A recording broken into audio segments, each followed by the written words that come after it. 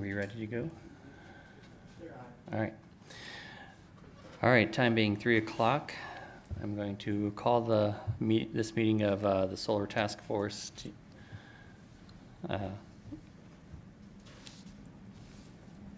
mine went blank. To order, yes.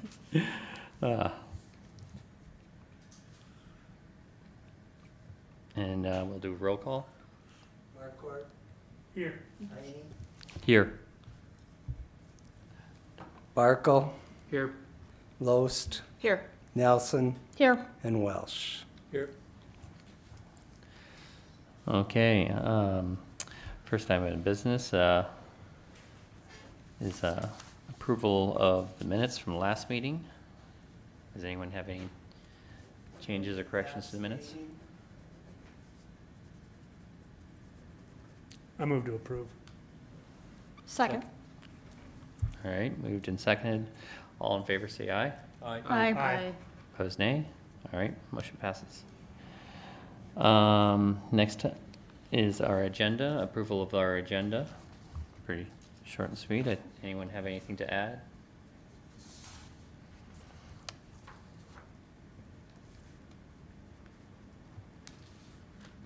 All right. Motion to approve the agenda? I'll make a motion to approve the agenda. Second. All right, all in favor say aye. Aye. Aye. And opposed nay? Okay. Now is the time for public comment. Do we have any public comment? All right, anyone else? Okay. Yeah, I do. You, okay. I thought you were on the agenda. I'm Ed Van Gerten from Avon. I'm a Bottom County Commissioner. And I was so glad that you have the decommissioning on your agenda.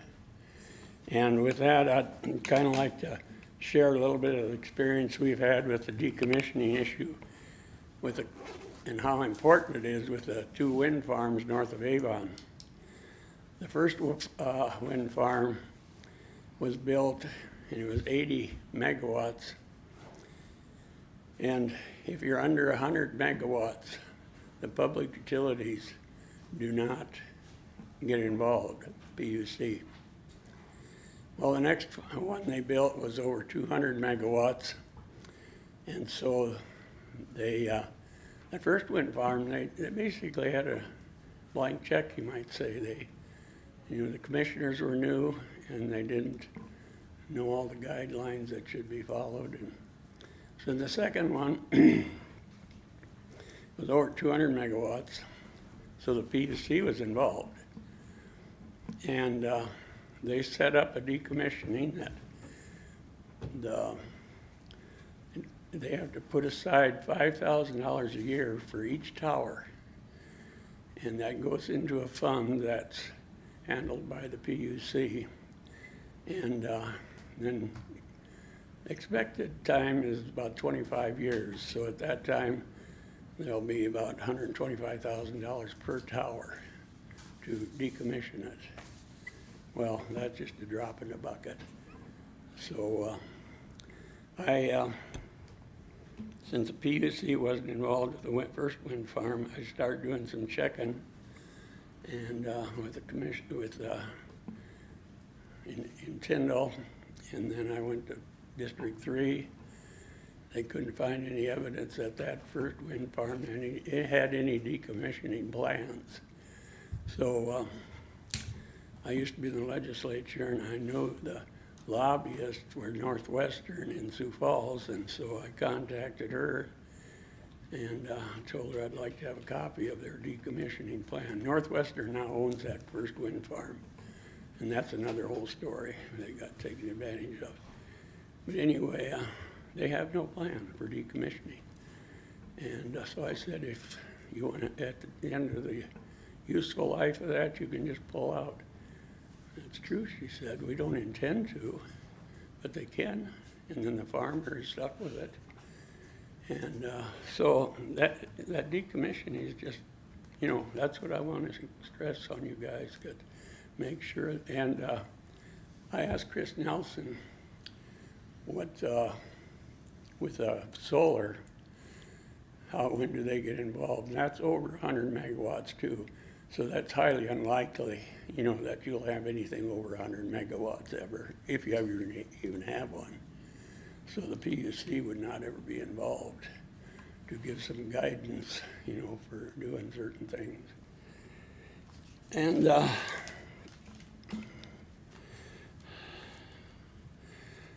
in North Dakota, they recently dropped two. They've been operating 20 years, these wind towers, two of them. And they're some of the first ones, and they couldn't get parts, and so they dropped them to the ground and cut them up. And so couldn't afford to hire a crane to come in. And so one out in Sioux County, Iowa, I got relatives out there. You won't see any wind turbines in Sioux County, Iowa. The commissioners have decided that the landowner is responsible when it comes to decommissioning. Well, the landowner doesn't want that expense. And so unless that changes, there won't be any wind towers there. And so that would be an option for you guys, or someday for us. You know, if there's a solar farm and did its useful life, okay, the farmer's responsible to clean it up. And so I think that would be pretty discouraging for them. Other than that, if I could read my writing, well, I had a little more, but I can't, so. I do think that's it. Thank you. Thank you.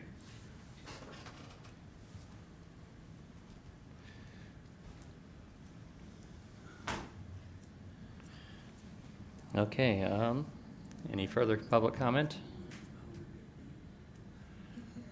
All right, seeing none, we'll move on to our first agenda item, which is Stephanie from BY Electric. All right, good afternoon. Thanks for the invitation. I really appreciate it. At least to be able to provide you a utility perspective also. When Mike mentioned, you know, basically just some facts. Last week I heard that you were able to hear a good rundown on how they work and that kind of thing. So I'm going to avoid getting in the weeds of any of that since you already, for the sake of time. But again, thanks for looking at this, and us too. We are in a process on how we're handling our application process and that because of a lot of it has to do with some of the federal grants and that are available, and who knows what that will lead to.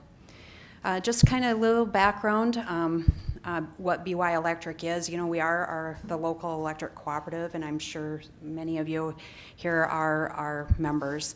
And we serve 4,100 meters in the rural Bonholm and Yankton counties, and one town, the town of Tabor.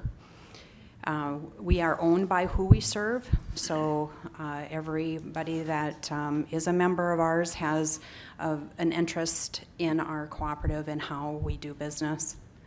And just a plug, our annual meeting is Tuesday the 22nd. We're doing a drive-through again. That was a popular choice by the members, save time in that. We are governed by 7 directors, and they are elected by the members. And we have 18 employees. We do 11.1 million in revenue in 2022. And this is kind of a breakdown just to give you an idea of what we serve. And we are heavily residential, farm and residential. At about just nearly 60%. 20% is the small commercial. 10% is large commercial. 6% irrigation. Public authority would be like the state campgrounds. And then 2% seasonal, which are like pasture pumps, that kind of thing. We have 1,200 or nearly 1,300 miles of line, and we average 3.03 meters per mile. So we are not very dense. although denser than a lot of cooperatives in South Dakota. That's actually a pretty good number. The co-op I came from before was not even 1 meter per mile. So we are a 3-tiered cooperative system, and what that means is that our members are also members of East River Electric and Basin Electric. So BY Electric is the local distribution, and then our transmission is East River Electric, and then Basin. And I guess back in the day, the IOUs didn't want to serve the country, so the electric cooperatives were formed by the members getting together and forming.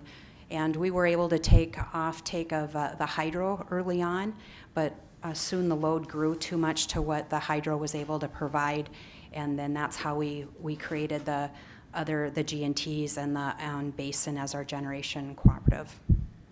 Our energy mix, this is kind of a approximate because it changes from time to time, but roughly it's under 20%, but close to 20% is our hydro, 20% wind, about 40% coal, and 20% natural gas. We have a tiny bit of nuclear in that 20% from Corn Belt, and then other power purchases that Basin is able to. We do have an all purchase. We have a contract. Power purchase is all have to be through Basin Electric. So as a local cooperative, I'm not able to set up my own generation without Basin Electric getting involved. So a lot of that has to do with planning resources. We work with both East River and Basin, giving them what we anticipate our loads to be, and that's what they secure how they're going to provide energy to our members. And that speaks to our reliability, that kind of thing.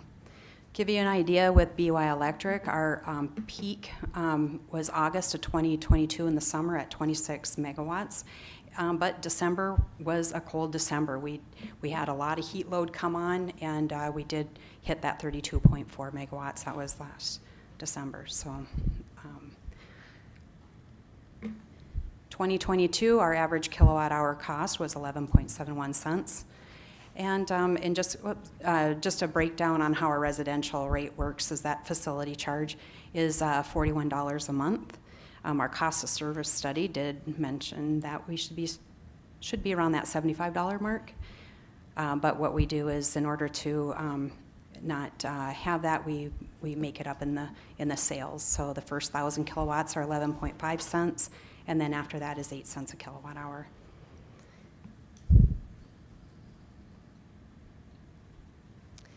First, I'm going to just talk a little bit about large scale solar. The utility scale is usually not behind a meter. It's all by itself. I think you're fleshing out that and those setbacks to that. And kind of a rule of thumb that we're hearing is about 1 megawatt is 7 acres. So if someone wanted to do 1 megawatt, they would need 7 acres to do that, roughly, for the fencing in and all of that. Large commercial with renewables and cogeneration, we are seeing some of that on large loads, especially like ethanol plants.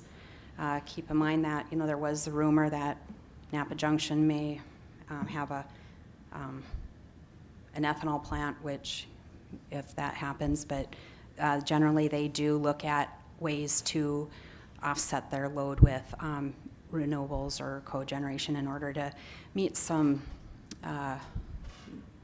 criteria to sell in the California market, those kind of things. So there are behind the meter, and these can be several megawatts of load. There's ethanol plants that are like 16 megawatts, and they're anywhere from like 4 megawatts of renewable cogen that they're seeing. And I think some of that can be even higher. We personally, we don't serve a ethanol plant on our service territory, but other co-ops in South Dakota do. Kind of want to visit with you a little bit on the Wild Spring Solar Project. A couple weeks ago, I was able to tour this facility. Now, Basin Electric is the off-taker. They are.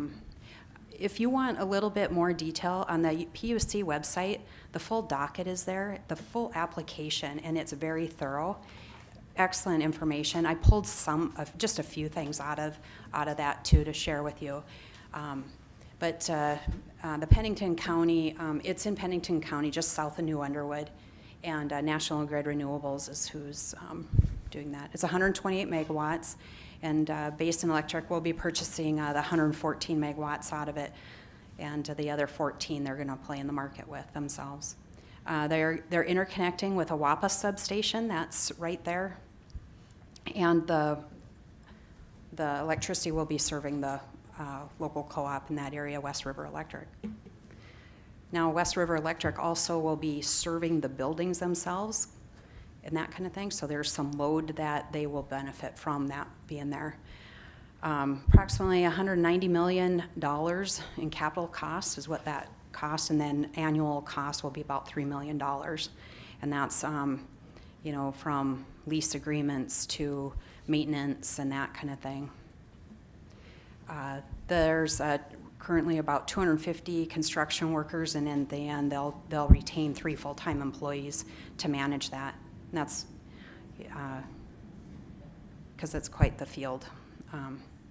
The first 20 years of operation, they estimate $12 million in tax revenue. You know, some of that's broke out like to the schools and all of that, but. And then the local community, they've pledged that $500,000 in that first 20 years of operation. And this is kind of what there's a tracking system, so the production on that is going to be a lot higher. The footprint is 1,499 acres. The reason why it's only 1,200 of it is solar panels, but within it, they had to rope off areas where there were any cultural areas and maybe a wetland area. They couldn't build over the top of it. They had to avoid all of that. And that's all part of some of the things they had to go through as far as environmentals and that. So their acreage grew just partly just avoiding some of that, and then some of it is where they're going to have their O&M buildings and that kind of thing. Approximately 340,000 panels for this site. And in this picture here, it shows how they will be tilting. And the panels themselves, they're going to be the next gen 6 thin film solar modules, just a thin module. They're 4 to 7 feet long, 2 to 4 feet wide in tracking system. At 45-degree angle, they're 15 feet from the top of the panel to the ground, and and it's about a foot off the ground is what they left.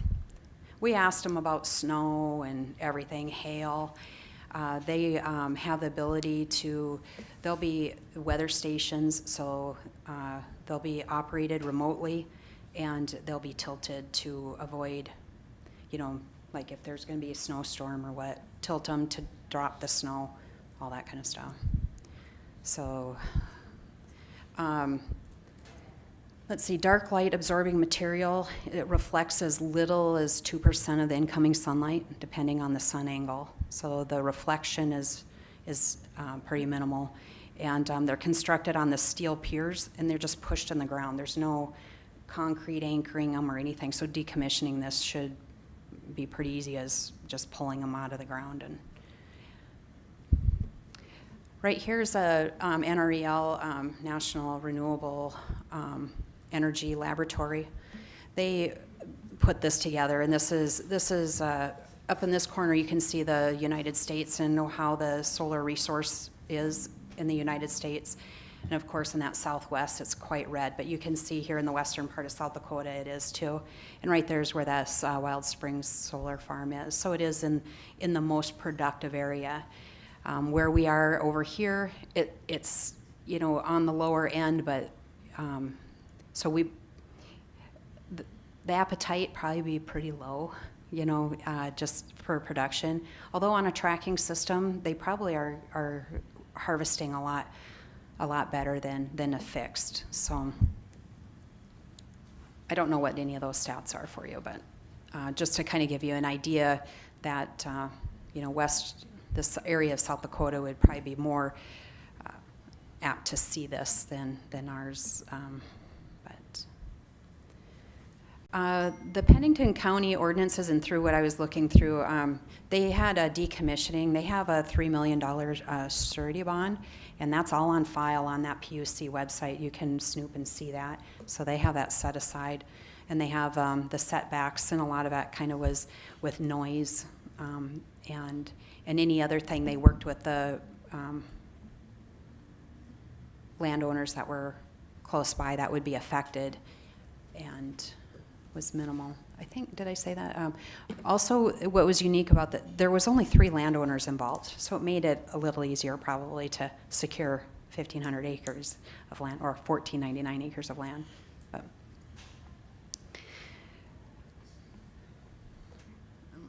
so environmentally, there had to be wildlife, wetlands, water bodies, cultural resources. All of those things were in consideration and part of their paperwork and that. The noise is figured to be below the 55 dBA anticipated, so no noise mitigation is even necessary.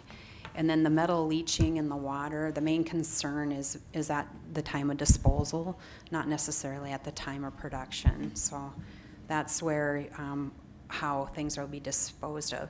I did read their decommissioning on that site too. It does go in and they say how they're going to decommission, and a lot of it is going to be sent to like the steel posts where it can be recycled, and the panels where it can be recycled, and that. And as we're seeing more and more with solar, there's going to be more and more businesses like that, I believe, popping up to handle the recycling and that of that in the future, instead of them dying in a pit somewhere. A little bit about a small scale solar now. Just to mention, really just briefly on that large, you're already working with the large setbacks and that, and I think Pennington County did a really good job with on some of that, laid it out for being that was over 100 megawatts, the PUC was involved, that kind of thing. So I know that, I believe last time you guys were talking about some, and I don't know the differences because I didn't take the time to look, but currently what the CAFO setbacks versus what these are, there could be different things why CAFO setbacks are maybe little more aggressive than solar ones, because there's no smell, noise, that kind of thing. The noise that might happen would be not the panels themselves, but maybe a transformer, that kind of buzz, but they're not going to be like a crypto where it could. Okay, so right now, some government aid, residential, there's a 30% tax credit for 2023 through 2032. And right now, 2023 and 2024, rural small businesses and ag producer loans and grants for renewable energy systems are available through the REAP program. And that's where where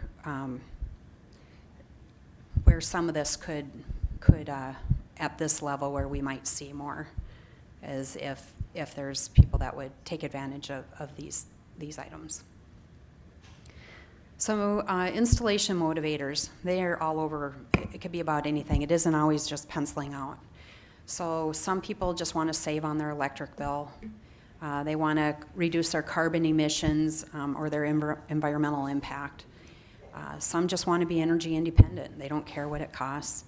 And then some want to maintain electricity during power outages. We are at 99.98% reliability, so just an FYI, we're pretty reliable. And then some just want it. It's techie, no different than a cell phone. They just are interested and want to do it. So when I first got here, we did do a survey, and that's where some of those, what people would, why they would want to get into solar, were revealed. And then I decided that the only way we can learn from it is if my employees kind of get into it. So we did a small 5 kW ground mount system behind our office. And I'll share just a little bit about that. And we installed that in 2018. It's a 338 square foot fixed ground mount. So that's just measuring the panels, not the rock area. And I'll mention something about that rock area in a moment. They are facing south. It's fixed. It cost us at that time $11,307, and that with employees installing it. That's with their labor. And then it produces about 7,000 kilowatt hours a year. The 5 kW does. We have it nice and clean, bordered in rock. It's aesthetically pleasing. Yeah. There's a little closer picture of it. And behind it, these are some of the wiring connecting. They connect into this inverter in the back, and then we have a meter that is measuring. We can log into the inverter and get some information, and then the meter itself we monitor too. So aerial view, this is our main office that that benefits from the energy that it produces. And this is about the footprint of it. This is our parking lot. So to give you an idea, the 5K, when we measured that, we measured our parking lot out, and we could get 10 of them in that size right there for a 50 kW. Of course, that's not how you would install it. You need probably do it in rows, and there'd be spacing, so actually it would be a lot bigger area. But just to, the panels,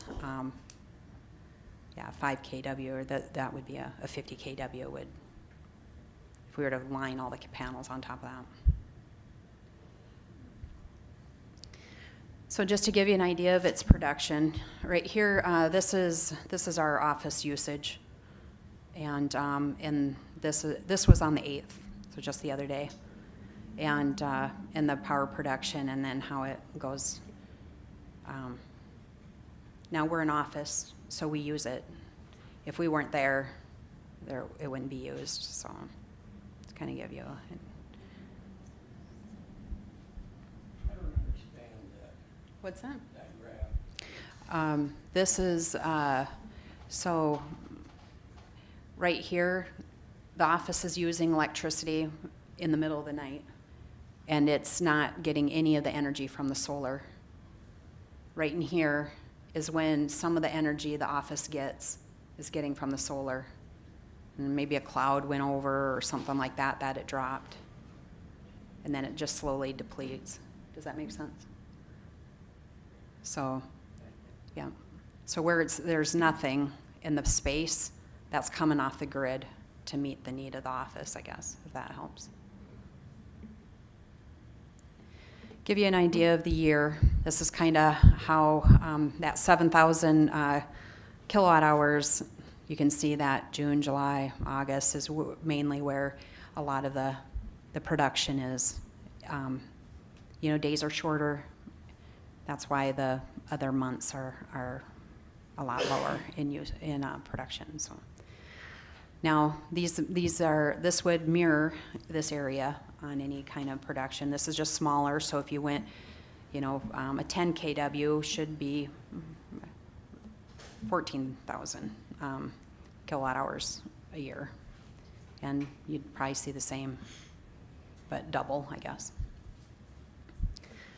So I harvested some information out of our meter usage, and in just Yankton County, since we're dealing with Yankton County, out of our 4,100 meters, we have 1,624 rural residential meters, and they average 1,341 kilowatt hours a month, or 16,000 kilowatt hours annually.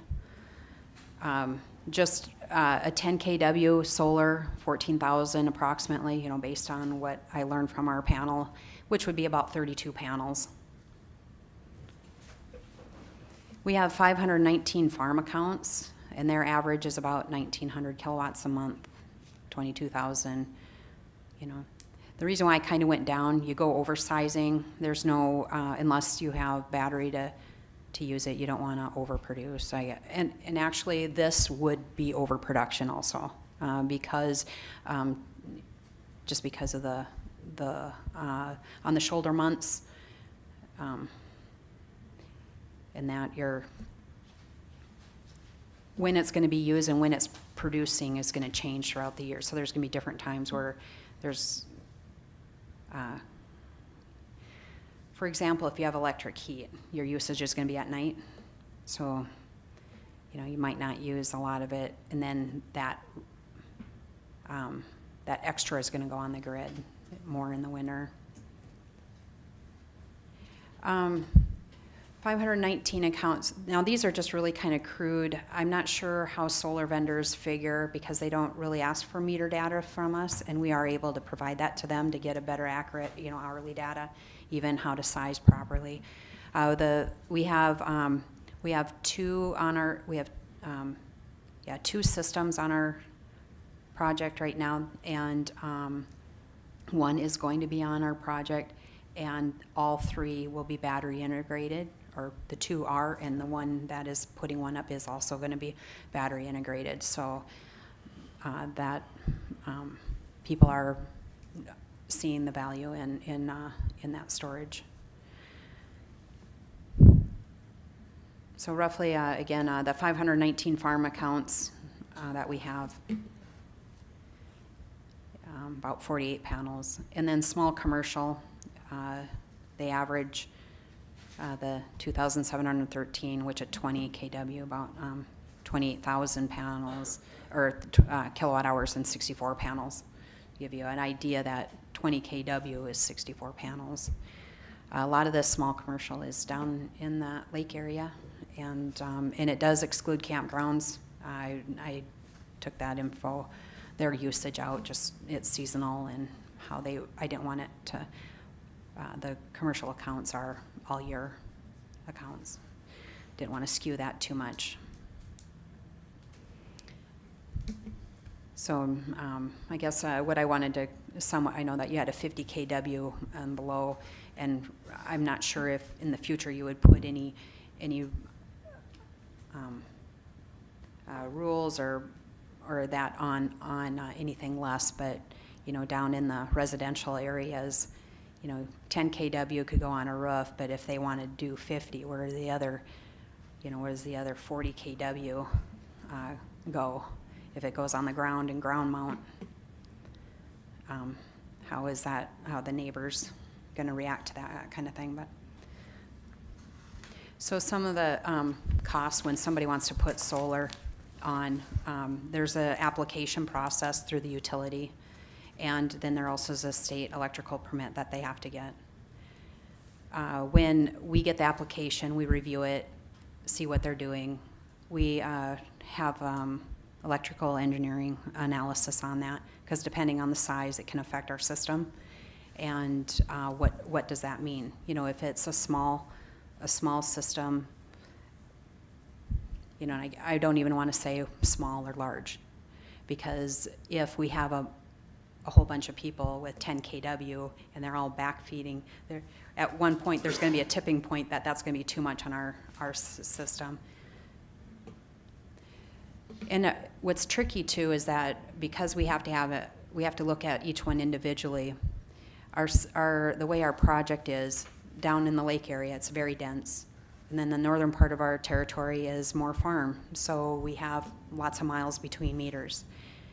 If somebody's producing and they're using it, but then there's times where it's going to go back, it might only go back maybe 10, 20 kilowatt hours in an hour. Well, by the time it goes through the transformer and down the line and maybe get to the neighbor that's several miles down the road, there's going to be a lot of losses that, the benefit there is not, we're not able to sell a lot back to other people, I guess. It's a lot of line loss in some of that. Now, if it was a system that continually pushed, then there could be some benefits. Some of the benefits too would possibly be that if the member had solar with battery storage, that the utility was able to do some dispatching when the utility needed it. Because right now it's just it just reacts on its own and pushes, and then we have to deal with it. Well, it might not be an ideal time where anybody needs that energy, so some of those things. But depending on how large it is, can depend on any upgrades. So if there's a lot of adoption in one area, like the first person, the second person, the third person on that feeder, there might not be anything. But now there's finally a tipping point where the next guy comes on and we have to upgrade maybe regulators or anything else on the line to handle anything. And that person's going to be paying for these upgrades. Ma'am, are you saying then there would maybe an economic benefit available if the distributed generator produced firm power to you? No, I'm not saying that.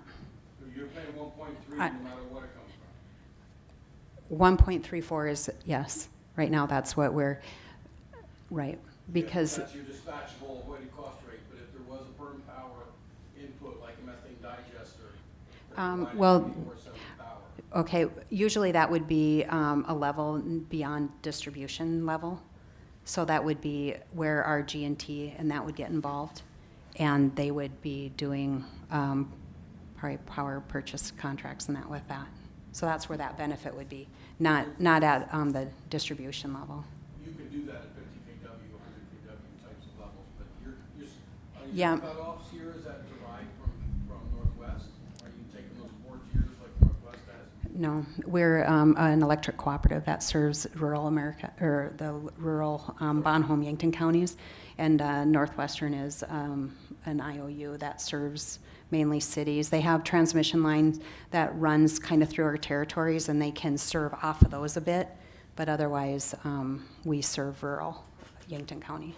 Okay, and then one more question. On your DG production meter, do you pay for that or the customer? The customer does. They, yeah, well, is part of putting the meter in is that we will have, yes, a production meter placed. Between the generator and the meter?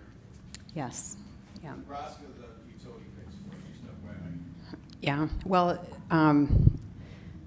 yeah, Thank you. we're not.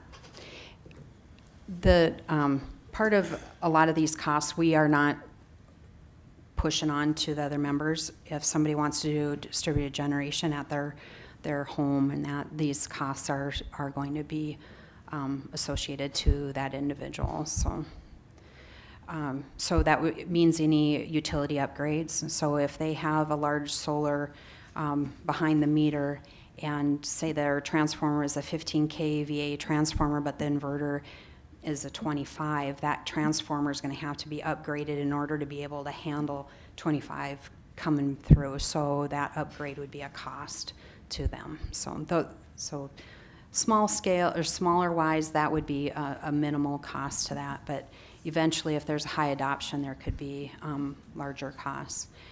And where, depending on the feeder, if there's too much coming down the distribution line, then I'm going to have backflow at the substation, and then my East River will be not happy either. So there's going to be things that would have to mitigate that, and there'd be costs associated to that. So just, again, it could eventually get kind of complicated.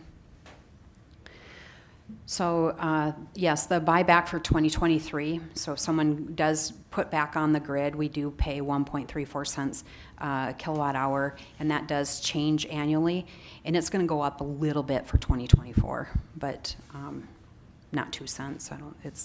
It'll go up a little bit, and there's going to be a bidirectional meter for that.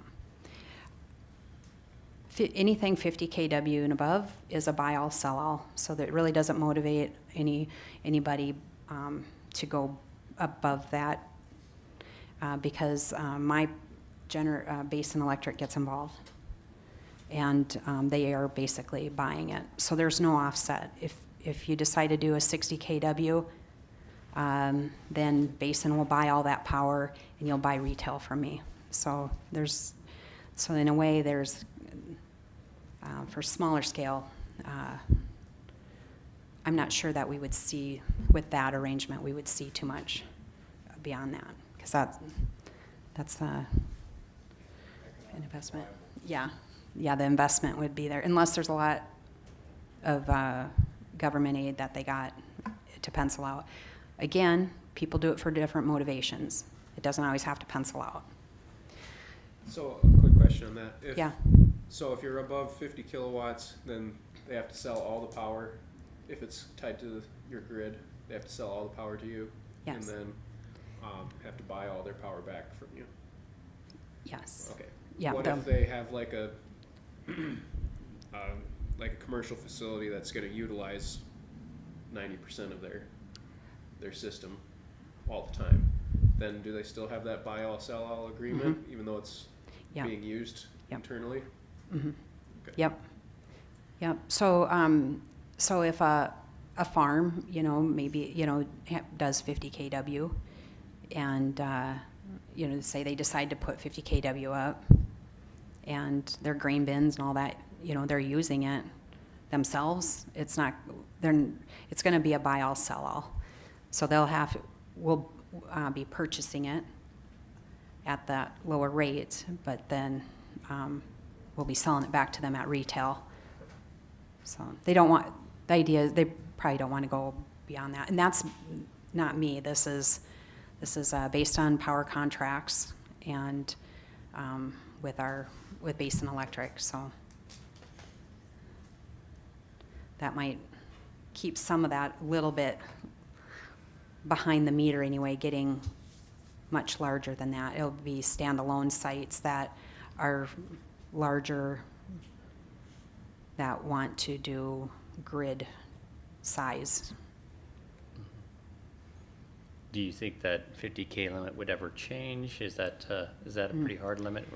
Yeah, they're pretty firm on that 50 Okay. kW. It's just like, it's hard to always look down the crystal ball, but, how moving is that? Yeah, I think, I'm not sure where they came up with the 50 kW line in the sand, but us as a co-op, we can't even do over 50.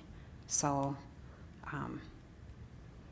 and a lot of that has to do with that they have a ton of resource planning, and what they look at on what they're going to need, they're looking ahead years on how they're going to supply power and secure that for our members. And you start getting a lot of this up, they want to be a part of that. So in that resource planning and that. Ideally, too, if it's not producing and you use it, we have an obligation to have that capacity on hand to serve those loads. So there's, you know what I mean? So even if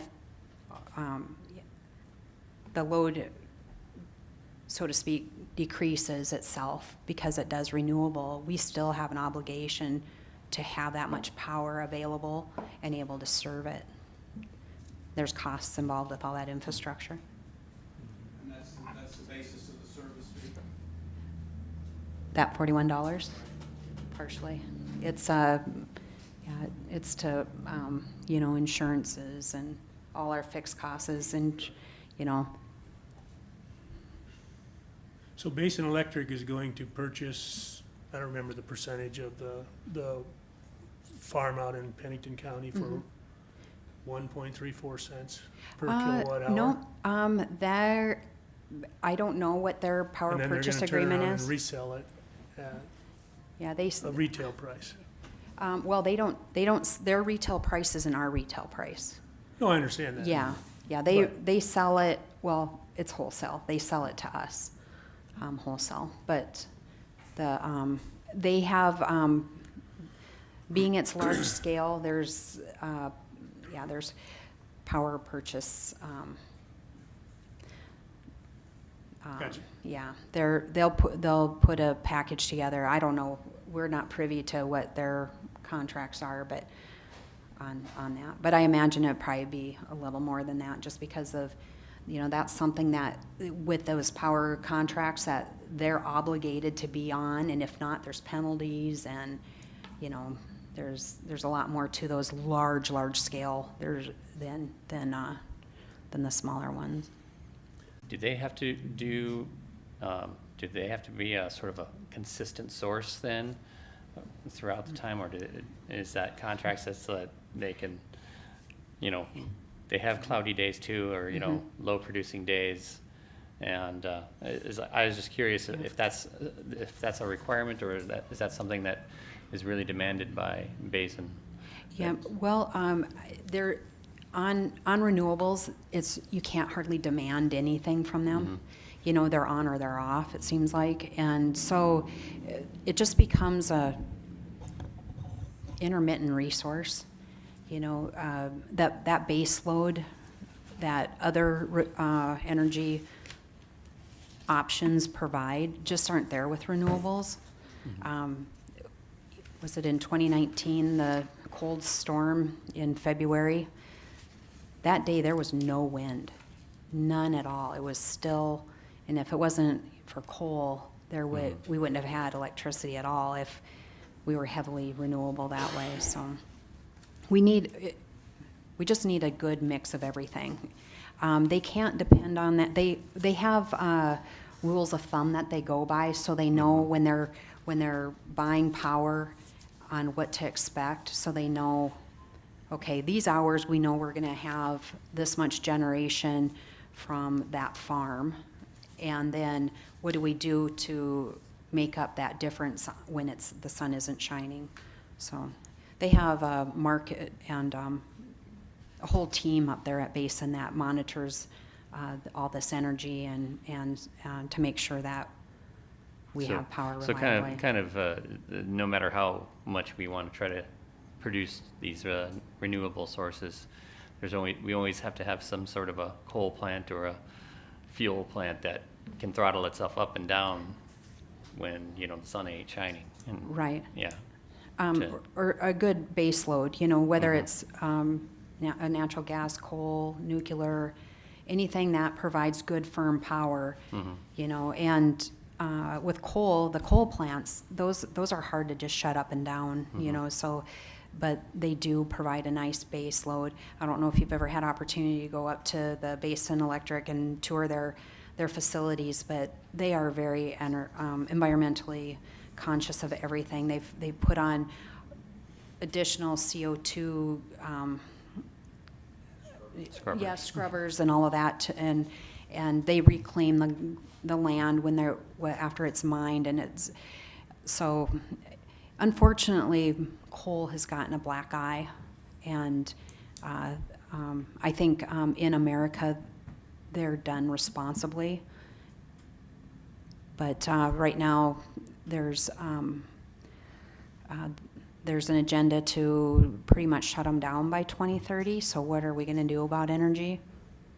You know, what are we going to do about that base load? You know, that's some things that are concerning. So, you know, contact your legislators. Yeah.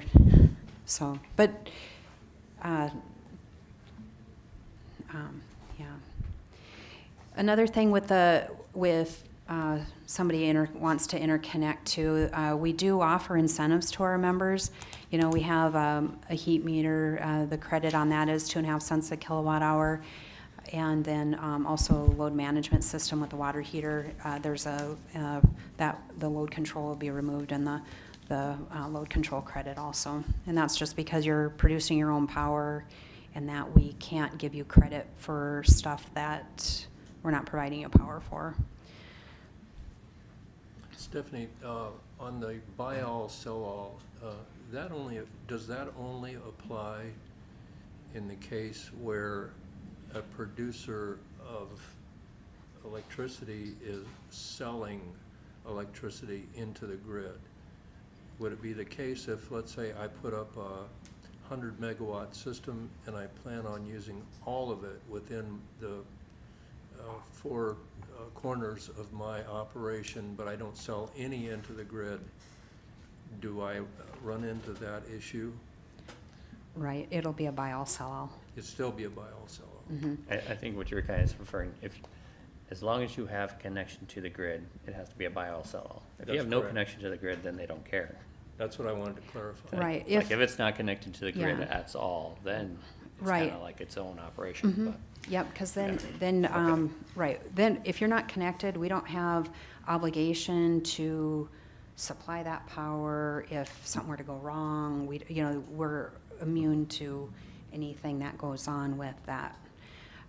Although whether it's connected or not doesn't alleviate the role of the county though, because, it could be a big thing and, setbacks and that it shouldn't matter if it's connected or not. The role of the county and your rules should apply no matter what, whether it's connected or not, just because of your role in the whole thing. But my role, no. It does get a little tricky if somebody puts one on the property and, we don't know that later on somebody tied the line in and now it's powering something up.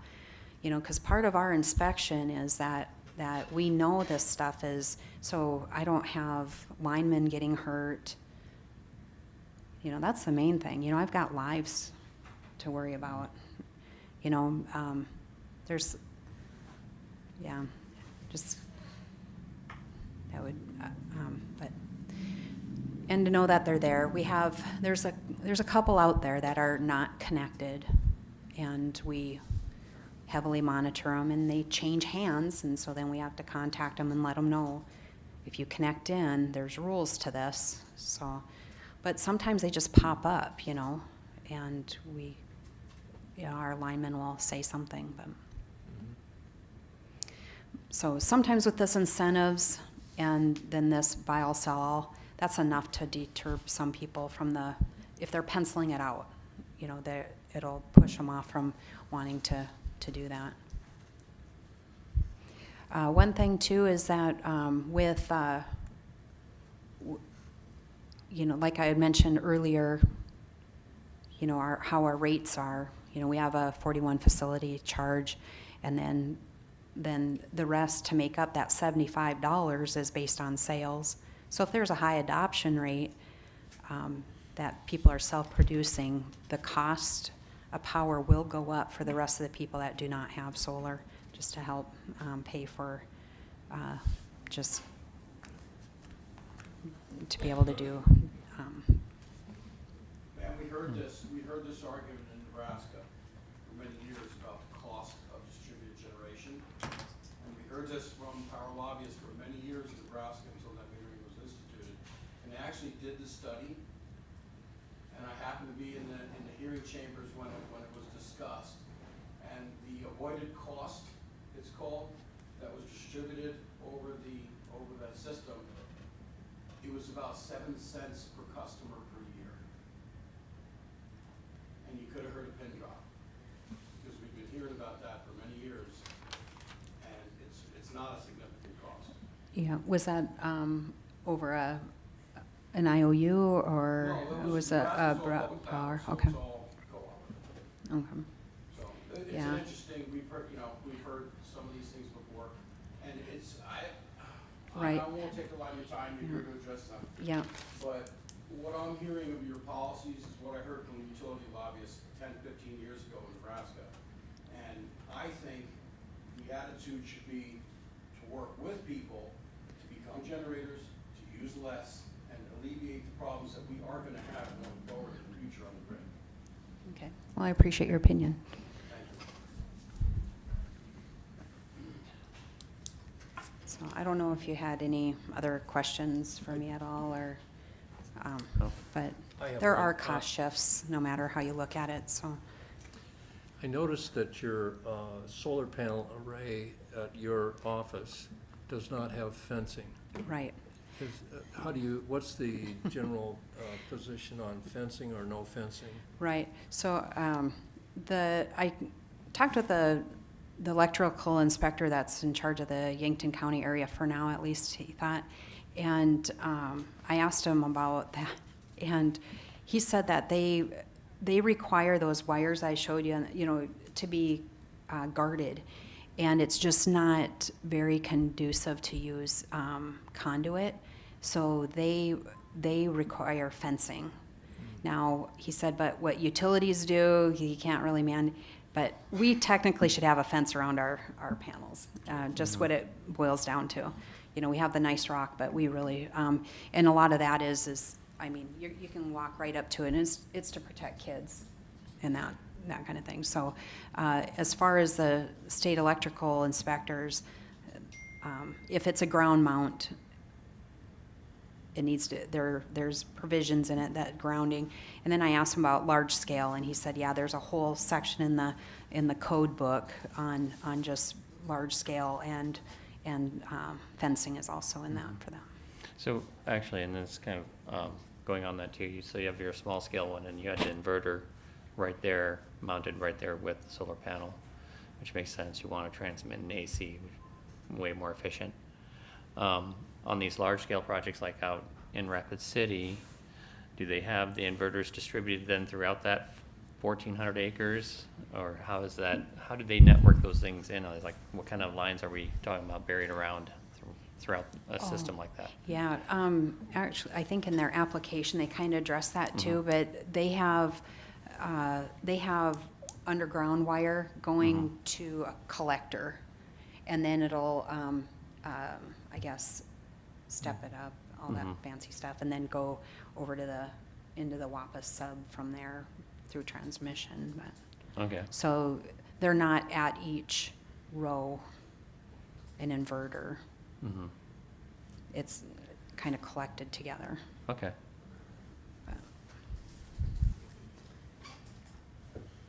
Stephanie, could you expand on something you mentioned, which is that you have lives at risk with your linemen, and does that have to do with isolating let's say a transformer that has blown and they have to go up and work on it, or what is it exactly that you're concerned about from a safety standpoint? Is backfeed, just when energy is being pushed, whether if somebody's generating their own power, there's potential for it to come back on the line. And so that our guys have procedures, like if they're working on a line, that there's physical opens. It has to be a physical open, and then grounded. They have the procedure for that. So we do have that in part of our application rules, that that there's an open switch, to have that open disconnect. So they're supposed to test and ground everything, but if they don't know something is behind the meter there and it's coming back at them, that could provide a dangerous situation. But Our system that we have is designed that if we don't sense power from BY, we go to ground. So if the lights flicker and we lose power for any reason, our lights automatically switch to batteries. So we're on our SOL system, completely off the grid, until power's comes back, which is quick, usually very quick. Thank you. Yeah, there's some of those renewables are that they have to sense the grid power in order to work.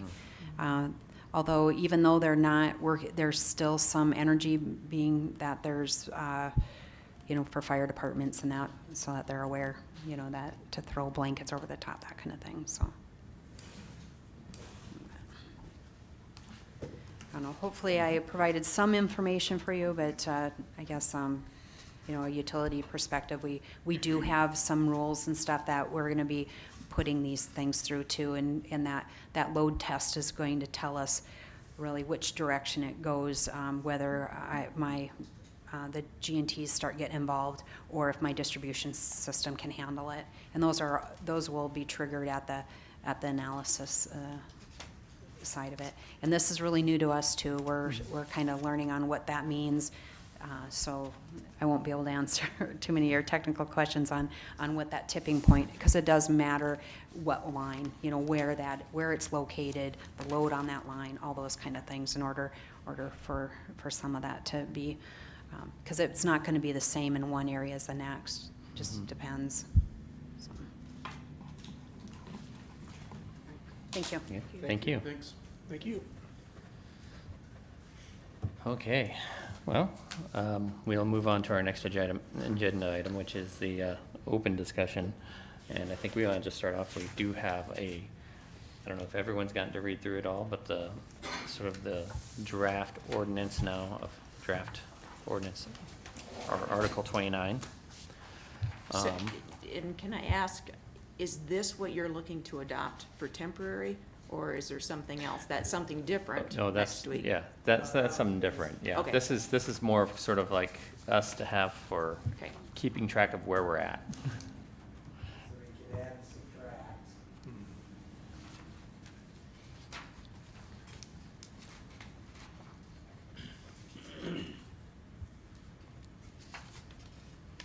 Well, I emailed everyone a list of questions earlier, and Gary said he thought it'd be a good format for discussion, so, let's see. Yeah, here I have your email up. The, in definitions, it appears to me that,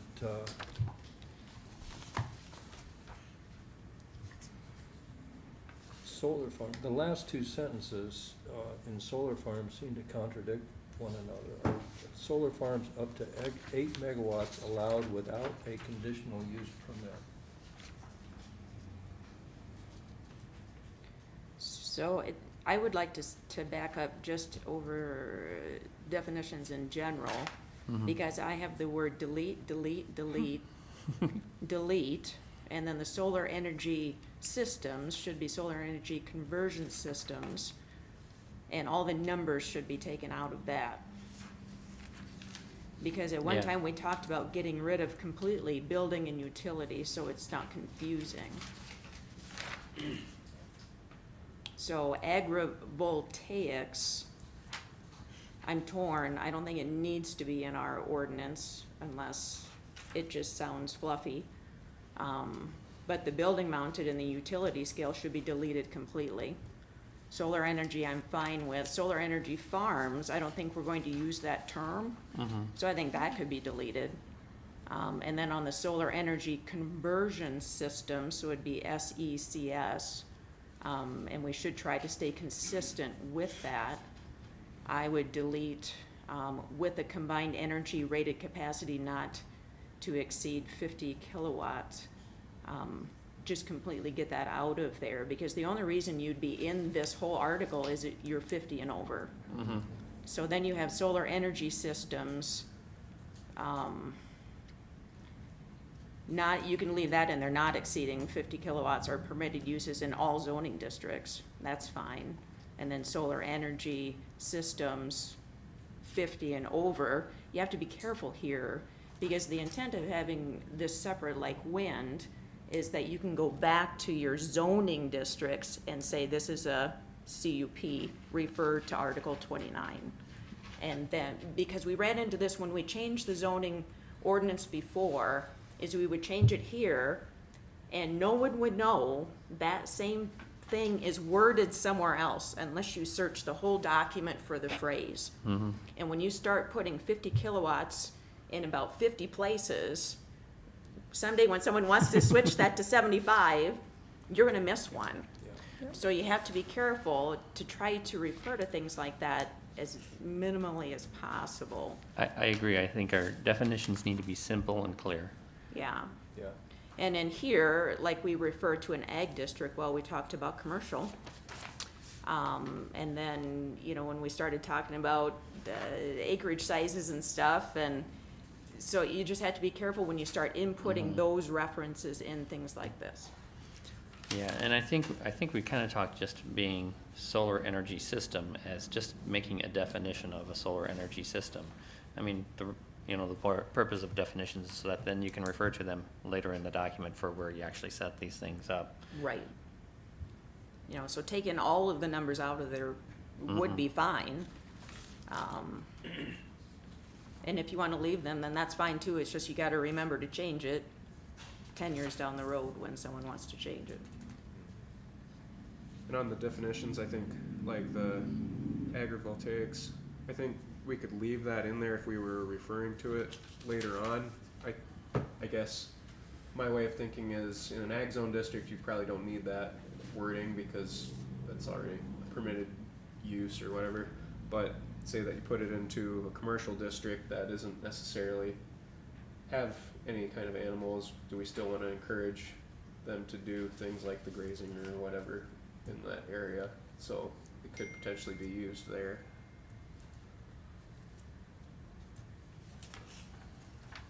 I mean, I guess the one thing there is like, okay, you have when you have a dual use like that, what's the dominant use? Is it agriculture or is it solar? And So you wanna take that out as a permitted use, is that what you're saying? And then get rid of the definition? Well, I guess my way of thinking is if it's a large solar farm and it's say in a commercial zone district, like for example, like say like out at the Napa Junction area and they wanted to put a bunch of solar panels in their train circle there or something like that. While it's technically a commercial zone district, it's in the middle of an ag zone district, would we still want to encourage them and allow them to do things like the grazing and all that underneath the panels, or do we want it just to be rocked and yeah, very true. Like, panels just because it's zone commercial? mm-hmm.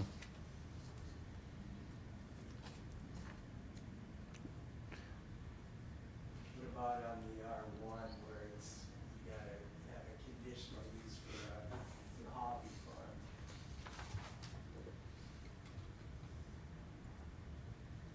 Well, I guess we weren't talking about even allowing this in an R1 district. Not over 50. Yeah. Yeah, this would be less than, where it's permitted already.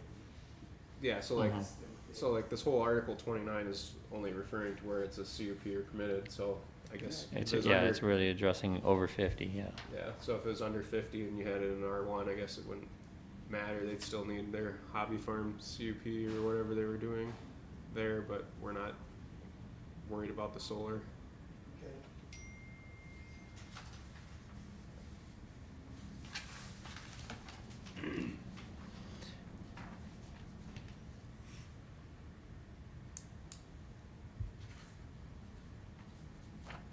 So we'll want to probably clean up I think it was in the previous meeting, we did talk about just Yeah, solar we did. energy and solar energy system. And that's something, I think that's something we have to think about maybe is like, yeah, as you're saying, we want to let this also open to a commercial district, and you don't want to artificially eliminate the idea of like grazing goats underneath the solar panels to help keep things clean.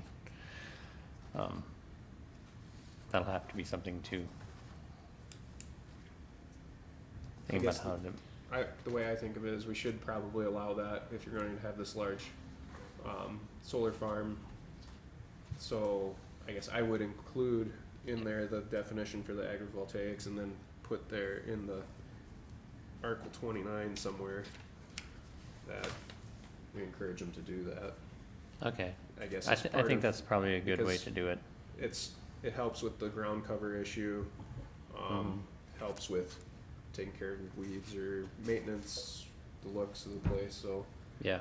I guess if we could add it in there somewhere. So we'd Are the goats out there all the time?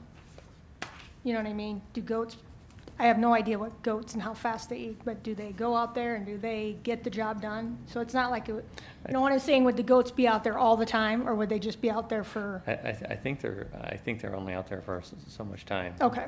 Yeah, I they're mean, pretty, even if it wasn't goats, I mean, even if Yeah.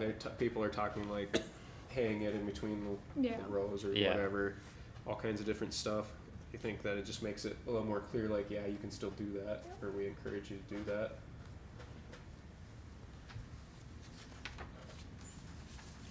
And I've almost, like, there's places in Minnesota, some of them farms, they actually, either the landowner or the producer actually rents sheep or goats To do that. for a specific amount of time.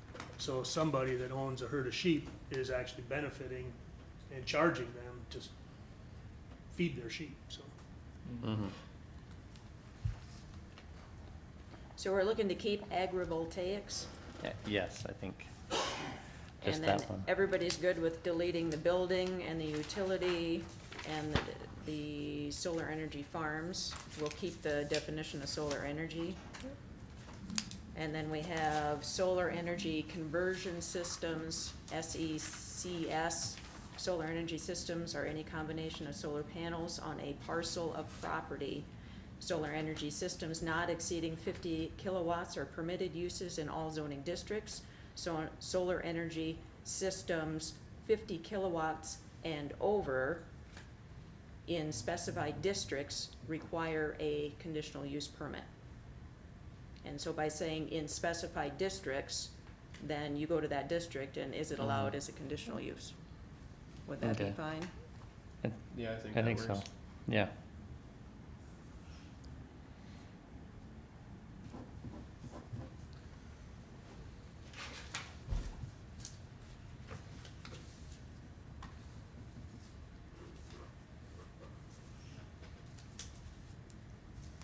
Okay.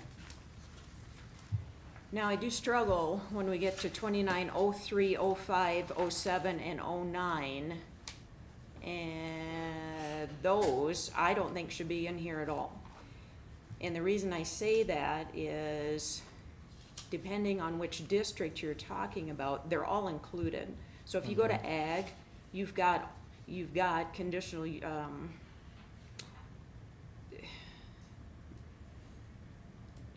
let's just start with 2903, permitted principal uses and structures.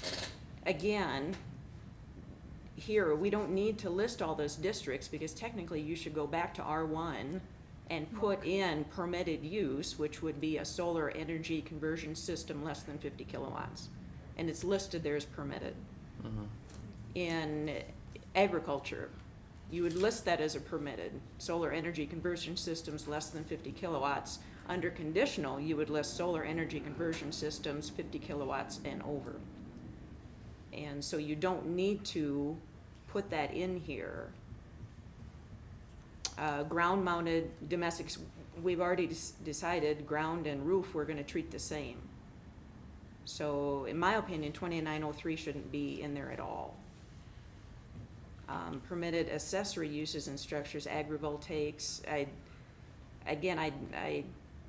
if you're in an ag and you've got a solar system and you've got sheep or cows or goats or whatever, I mean, sheep, cows, goats are permitted. You're not gonna say you can't Yeah. put them under your solar panels. Yeah, I agree, that's kind So of, 2905 already- shouldn't be there. yeah, And then the conditional uses and structures, again, agrivoltaics in R1 zoning district,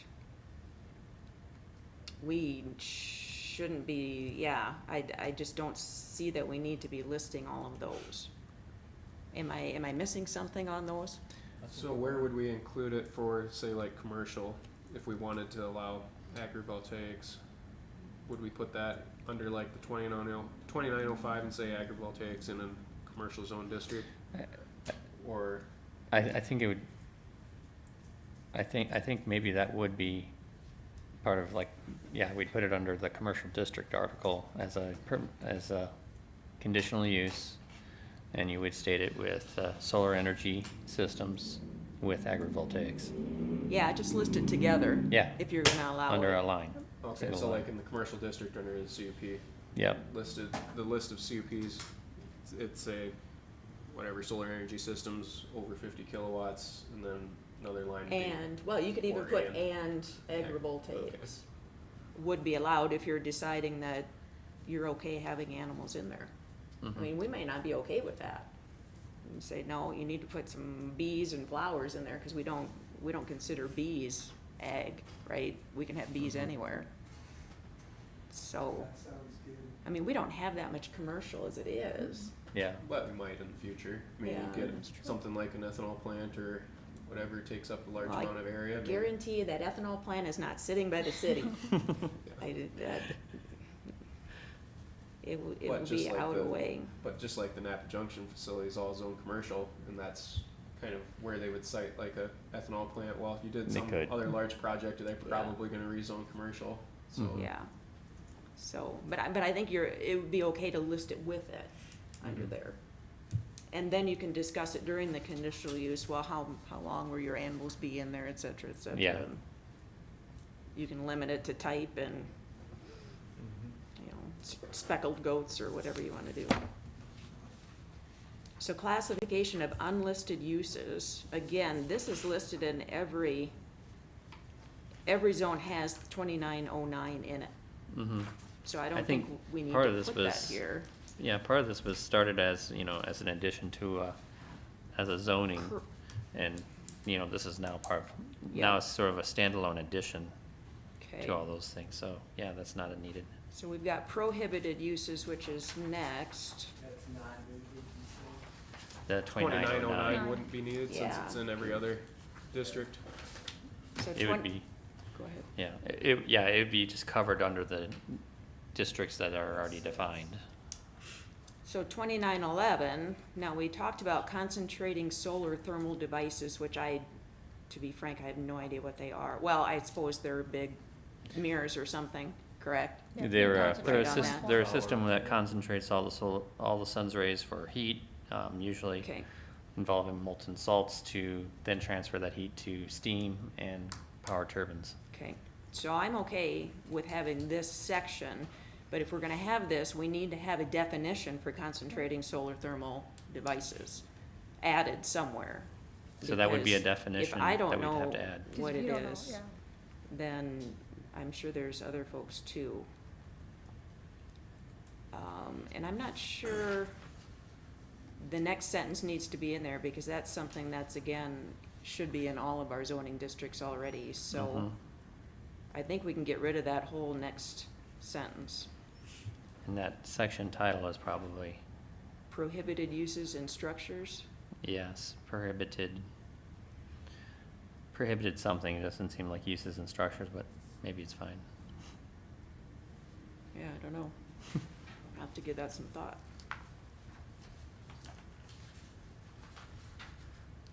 And now we've got minimum lot requirements and yard and traffic visibility. Back up to that sentence. We already struck 2909, so, and that's what that sentence refers to, right? Yep, so we struck that sentence. Mhm. Oh, okay. So really, all I we don't have is the talk one, about the one sentence there. If I remember right, we've got our list of design standards, and in that, Mhm. we have minimum lot size. So I'm hesitant to have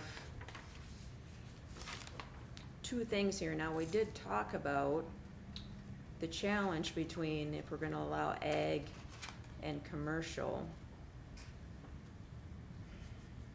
Do we have further lot sizes in here, or do you stick with your ag and commercial? No, originally we talked about 5 acres. Commercial is 20,000 square feet, which is essentially a little under half acre. Mm-hmm. And I guess the reason the reason I think commercial is simply because you could have a business that has maybe a more demanding need in the future. Yep.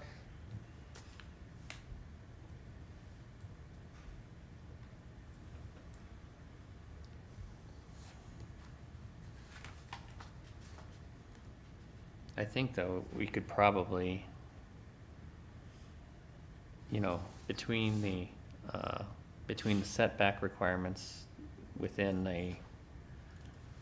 between the setback requirements and the minimum lot requirements already existing in the districts, I don't think we need to have any special minimum lot requirements for solar. Well, then, if you think about where your commercial's at, you won't have anything in the commercial, Unless you have a big commercial. because lot. Napa's got a residence less than a quarter mile from it.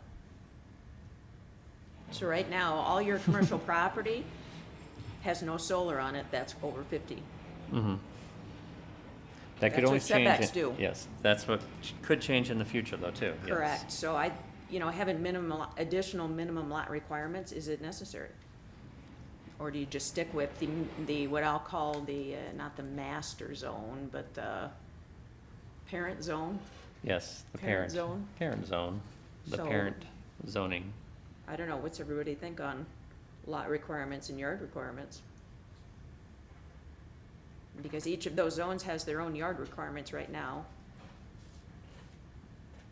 I think. mean, so section 2913 already sort of just says that it should be the parents' lot requirements, doesn't it? Right.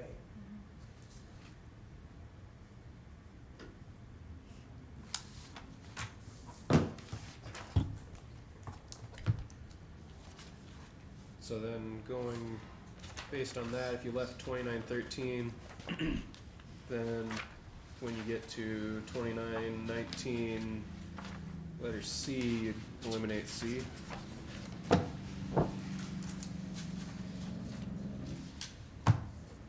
Yeah, that's what we're kind of discussing is, do we need to get rid of One or the other. one of them Oh. or both of them? And just go with the parent zone? I think, I th- I don't think that 2913 makes it any more confusing. I think it just reinforces that, go back to that zone that you're trying to put it in. And- But I think we could maybe get rid of C, But yeah, you could get rid of C. yeah. I'm looking through wind right now. Wind has its own setbacks, but it has nothing on lot sizes. They have height, noise. Nothing on lot sizes is within wind, and I know it's not in the tower one. I- I'm okay if you wanna just say the parent zone dominates, but I just don't think it's required. Yeah, the tower one's a little different. I mean, there's the 1.5 size, you gotta be back far enough to where if the thing tips over, that it doesn't cause an issue, but that's about it. Yep. You know, but the wind doesn't say you have to be in 20 acres like the egg or anything like that. Mhm. So, Well, it just says that it's conditional use permit in agri-commercial, so then you refer back to agri-commercial for. exactly. Mhm. But it's not, it doesn't say refer back. You just Right. do.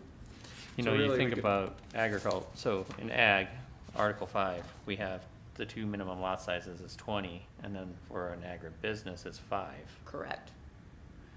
This wouldn't qualify as an agribusiness though, Yeah, so it'd be the 20. so it'd be the 20, I'd assume, Yep. if we left it like this. So we could pretty much eliminate 2913 and C under 2919. Yeah. So all of 29, 13, 15, and 17, correct? 13, 15, 17. Yep. Yep. Okay. And then C and minimum lot size in C. Or, Do- 29. In C, yes, under Delete. Okay. 9. Yep.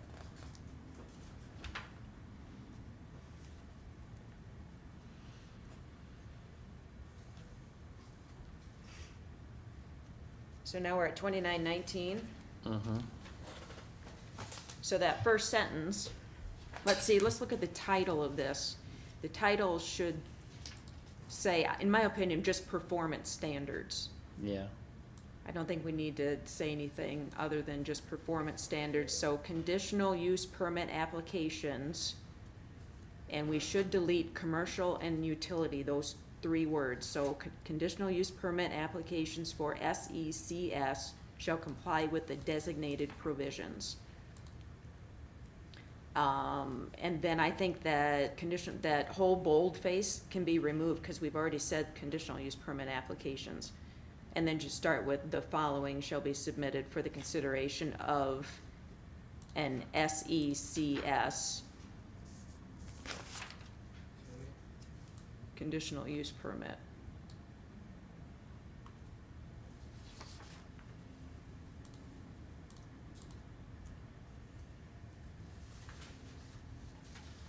And we probably don't even need the site description information. We can just start with the owners, managers, you know, their address, telephone, the legal description, the site diagrams, surface waters, roadway maintenance, and haul agreement. And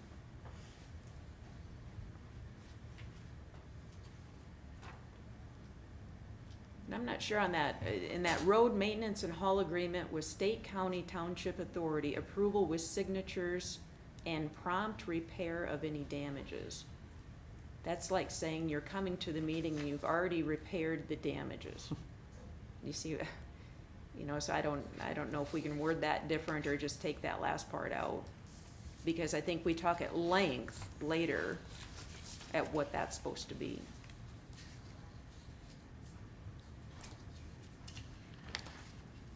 Yeah, and I think that would be part of in that agreement, is prompt repair of damages. Yeah, Well, so the I- prompt repair would be under B then. Just end it out with signatures. With Yes, signatures, yeah, yes. that'd be perfect, because we describe it in detail later. I think the location of that facility setback chart should be moved somewhere else, but I'm not sure where right now. So that was the requirements for the conditional use permit application. Now we have a section with design standards. Well, maybe, I don't know. Mhm. We'll talk about that. The design standards and bulk regulations listed in the allowed zone for setbacks, lot size, lot coverage, lot area, height, and signage shall be suspended for all solar farms in the following. We probably can't have that in there, because we just took out the lot size we were talking about. I hate to say suspended.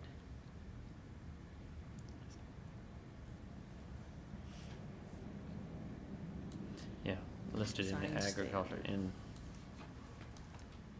Could we just have bullet points of those things that are required for the application? mhm. Yeah, Because I think some of these are so, you know, like, I want to know, like, the road maintenance. What roads are they going to be using? How are they going to keep the dust under control? How are they going to fix them after, you know, I want to know that, you Yeah. know, when they're applying. But the design, you know, yeah, you see what I mean? It's I'm just, just wondering if we're writing the ordinance here today, or if Yeah, we're- I was just going, not to make that, it's like, okay. some of this is, might be more of the planning commission's work. Okay, and we so- can- I'd hate Can to we take just- credit Gloss over some for of it the- away from the planning Yeah. and zoning board.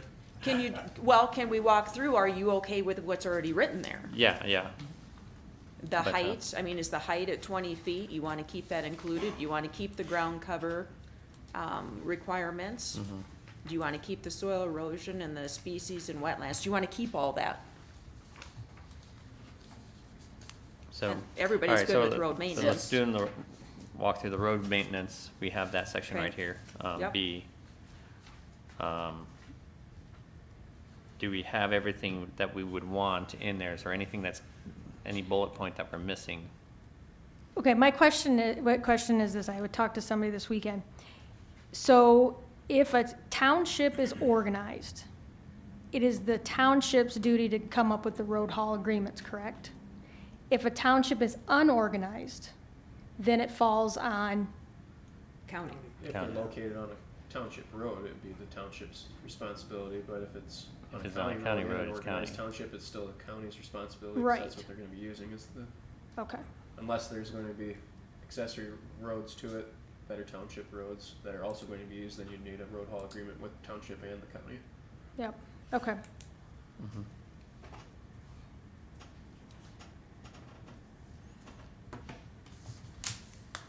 So is there any bullet points we can think of in there? True. I'll call it last call for that and move on to ground cover.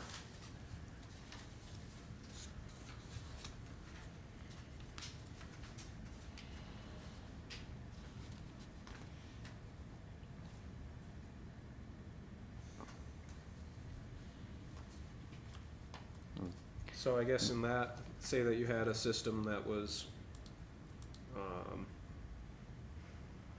on like a building, you can't exactly see the area that's on the rooftop. Yeah, well, obviously that would be a bit non-applicable. So in that case, you'd say that, I mean, do we have to have something wrote in there that says that we don't have to apply it, or that's just kinda understood? I think it's understood, because it says including land under the, if you have a if you're on the roof, you have no land underneath those solar panels.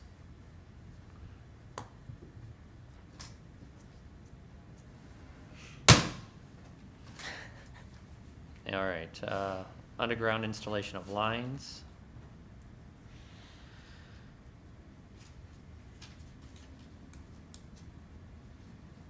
I guess back to ground cover.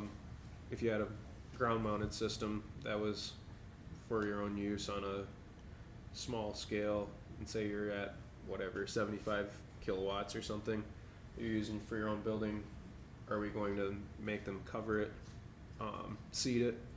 Or could it be like what BY Electric's example was, where it's rocked or whatever? Are we going to have the leeway to do that, or it must be seeded? Yeah, Is that something you want the planning commission to discuss, That- giving, yeah. at the discretion or something? yes. Yes. Okay, we'll take that on. In general sense, though, we probably want it, something done with it, basically, is the intent, so that doesn't have the erosion. Correct. Exactly, All that. yeah. Okay, How to word that right. we'll work on it. Underground installation of lines. My thought on this is a lot of this is gonna be governed by electrical code.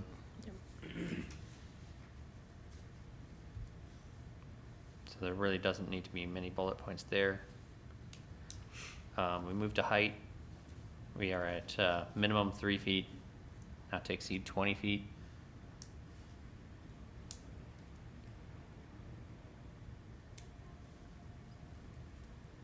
Is there a So reason if why they're- there's a minimum? That's what I was gonna wonder. We were, Talked about that at the yeah, last at the Yeah. last meeting, the for meet, snow. for snow But and also. Stephanie was talking about 1 foot. Yeah, and the So- idea was that, I guess, I think the idea last meeting was like, does that help enforce the idea that you will have, that maintenance underneath the solar panels would be done better? And that, You said the ones out at Rapid were 1 foot? Wow, okay. But, that's a tilt system, so. Oh, okay. mhm. They can tilt it up and flatten it out and, Yep. They can,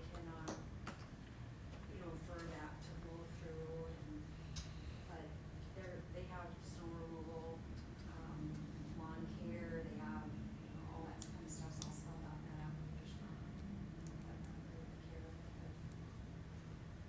so if we have, if we struck the minimum height, but then we just wanna have some language in there about maintaining site maintenance. I don't know if that's covered already, but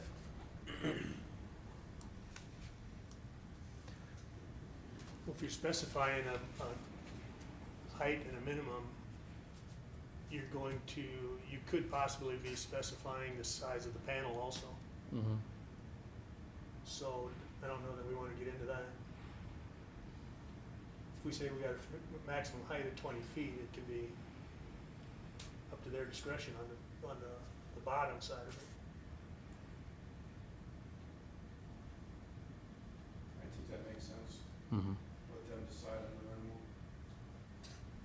They're the ones that they gotta shovel the snow, not me. I mean, if you wanna say 1 foot, but I wouldn't say Yeah, anything. I think if we got rid of the minimum and just make sure that we have something in there that, says that the site is going to be, they can't just let it grow up in weeds, which I doubt they would do, but you wanna have that covered, I guess.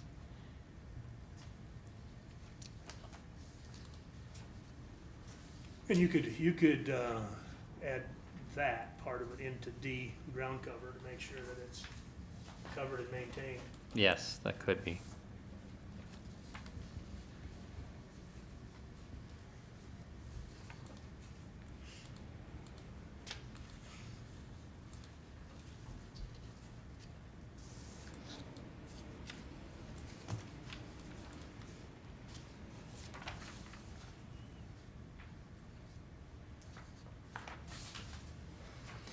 Okay, so moving on, design requirements, detailed electrical grid showing all connection points in a solar energy system and to an electrical grid. And again, I think that was showing again, okay, if you have a large system being put out there, we also want to know how it's getting connected to the electrical grid. Particularly a transmission line.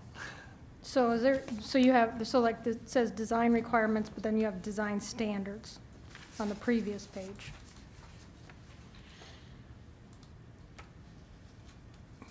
Site design requirements. But that's So what'd part- you say? Yeah, I mean, I think that's what we're kind of going for is, we want to see that type of level of, Okay. of planning, site planning. Yep.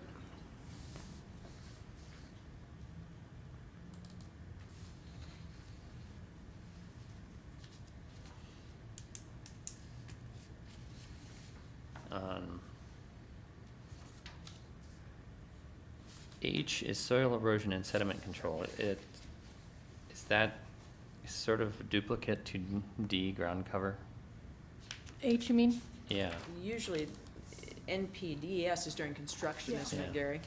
Yeah, and Okay. the only reason I put that in there was John's comment about, possible issues with, if there was shattered glass that was getting, moved on to the water or something, but, I know you had said that, there probably wasn't a lot of concern about that, but since it was mentioned, I put it Mhm. in there. okay.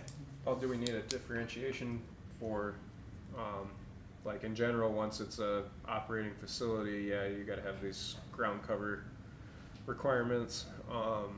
But during construction, you also have to, or decommissioning, you also have to worry about this soil erosion sediment control.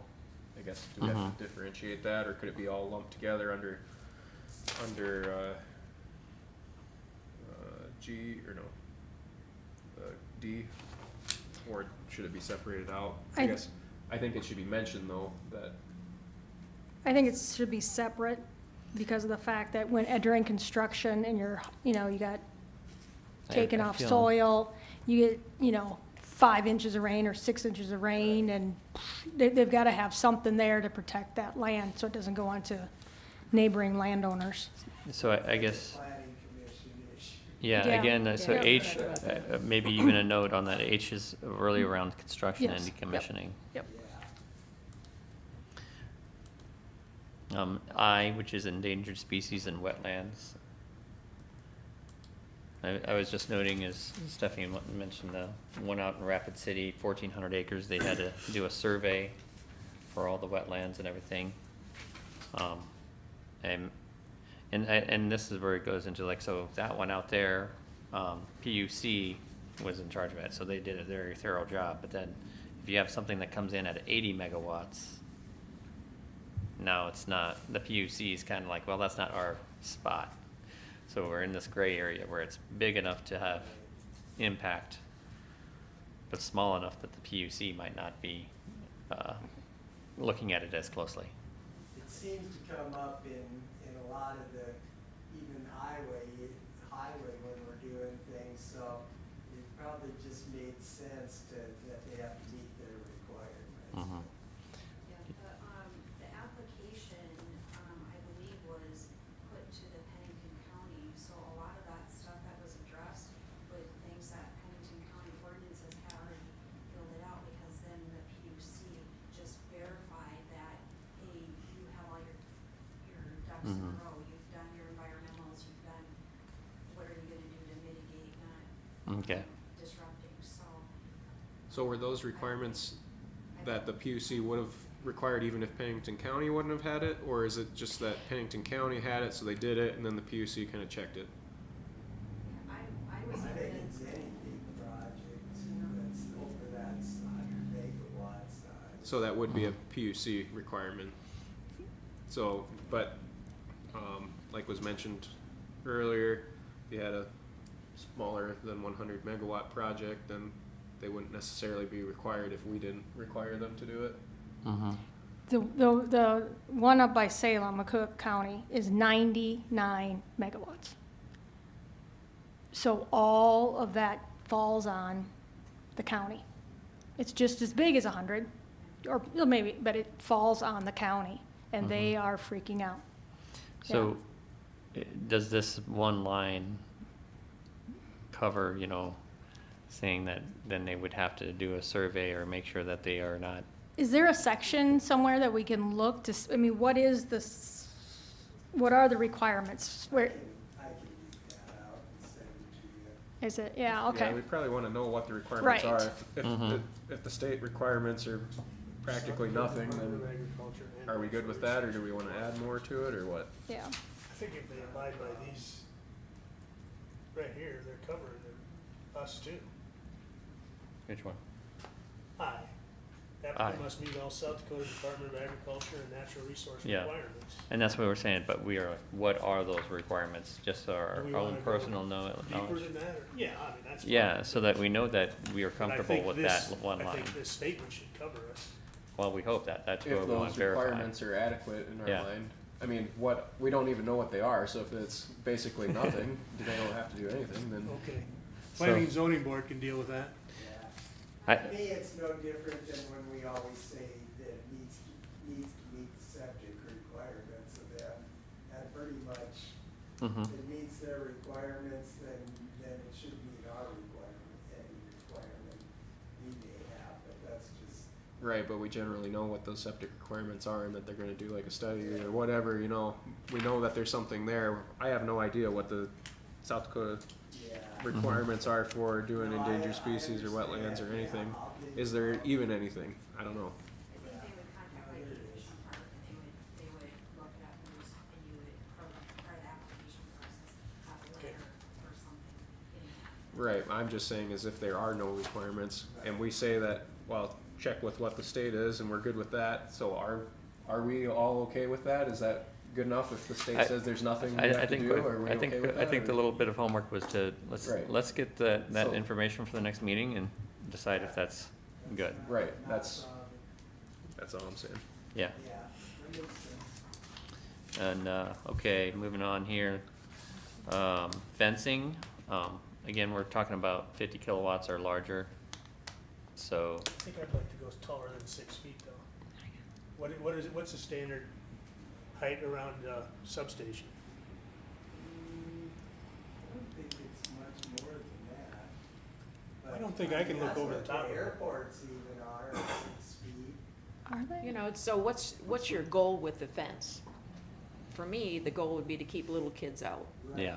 and your basic coyotes and things. I I mean, think big kids would wanna keep out too. well, but the point is, I don't care if your fence is 6 foot or 10 foot. If somebody wants to get in there, they're getting in there Yeah. unless you've got razor wire around the top probably and all not- of that. Some do require razor wire on the Well, top up I guess there. I, Deer jump you know, that's what over- liability insurance is jump for. high, they can get over a lot of fences. You know, I guess the if you're fence not, establishes a boundary and it keeps out somebody from just wandering in there and correct, messing but around. I don't think If we need somebody a really 12-foot fence. Yeah, but Yeah. if You somebody guys are really, good with 6 foot, I am too. I think I'm good with 6 foot, cause it's would all be about plenty. making that boundary, delineating and just enough to make it inconvenient, cause that's really what a fence is There you go. at the end of the day. Lighting. Let's see. I don't know, I think that's pretty standard. It's not required to have lighting. I don't think we really have to have the lighting around a solar installation. I think it's probably better if it doesn't have any. Yeah, well, only whatever they need. If anything, Just maybe a light security. at the main entrance. So if you're going out there at midnight and, you know, a fire department or somebody, just, find the lock or whatever, maybe, I don't know. That probably isn't the worst idea. I'd have a light at the main entrance for first responders, but other than that, but I don't know. Again, I don't have one all night on my house. Yeah. You know, and I'd rather they find my house than a solar farm. Right. So if I call them in the middle of the night, and I think how it's worded, if lighting is provided, needs to be downcast, et cetera. Yeah, So think that that's good. seems I think that's reasonable. sufficient. And noise, we've already kind of gone over this. Really, there is no noise at a solar farm. Just a hum. And then M, there's our concentrated solar devices again. And since it's, Yankton one, they said 55 instead of 50, I believe he said. And so M, should we delete this one since we've got it specifically in a I think we number can. on its own? Yeah, Yeah, I Okay. think so. and thinking about that definition, concentrating solar thermal devices, if you leave it just as that, you could interpret a greenhouse as a concentrating thermal device. Correct, we do need a definition, definitely.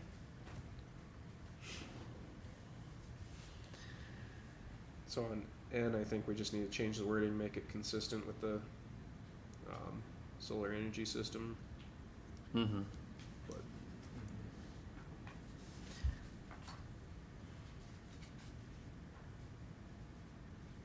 And then, For Andy you talking about, Chris? yeah, Yeah, cause oh yeah, power plant is not a good term there. yeah, it'd be SES, right? Yes, yes, yes, yes.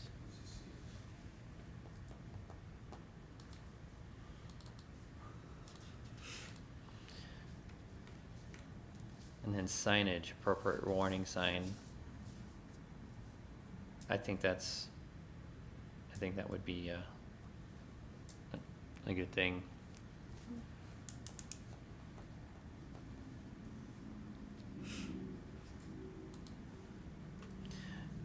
And then P, aviation and protection, is that already in that table above? no, it's not. No, it is not. Is that maybe just something that's easier just to be put into the table? Well, it's not necessarily a setback, it's just that you have to meet FAA standards if you're Mm. within 1,000 feet, so it's not that Yes, you can't be okay. within 1,000 feet, you just have different requirements. All right.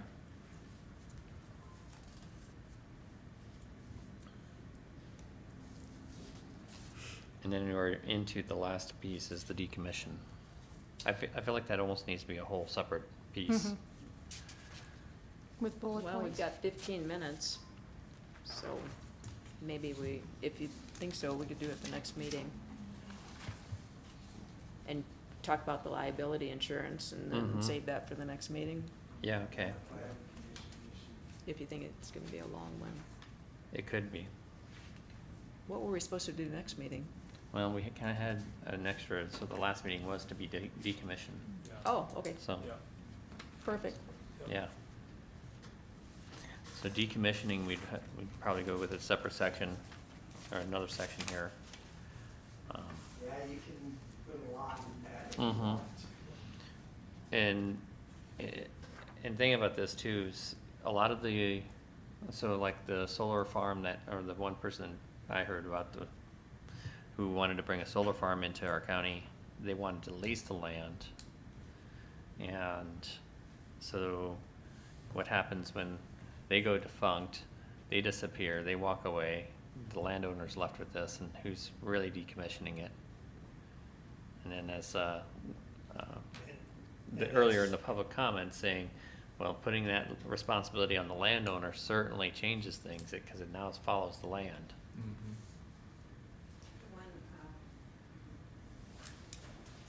I still think that. Land also. What? That's on leased land also, and they still have that $3 million decommissioning, Mm-hmm. policy, so if they were to up and go, that Yeah. I'll It send would that protect with the landowner. DANR requirements, I'll send you a copy of that. Okay. Okay. I think decommissioning is probably the most important part of this entire process.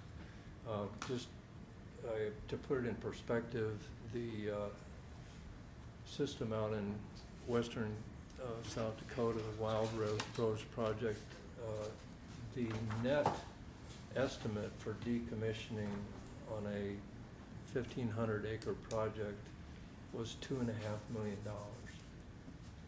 And as the citizen speaker mentioned, we have to be very careful that we don't end up causing damage to local Yankton landowners, and also, you know, who may be innocent and not realize the full impact of what they're getting into.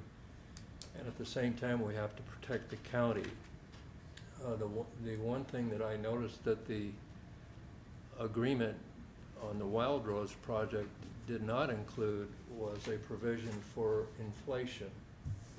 In other words, there was a very detailed estimate of what it would cost to decommission, but that decommissioning cost was in 2023 dollars. And even in the last 20 years, we've had relatively low inflation. That's probably not going to be the case in the next 20 years. And so I think we should take inflation into account. John mentioned earlier that there should actually be could potentially be a cash escrow rather than a surety bond, because surety bonds can be reneged on. Another concept that we have to keep in mind is that the corporations who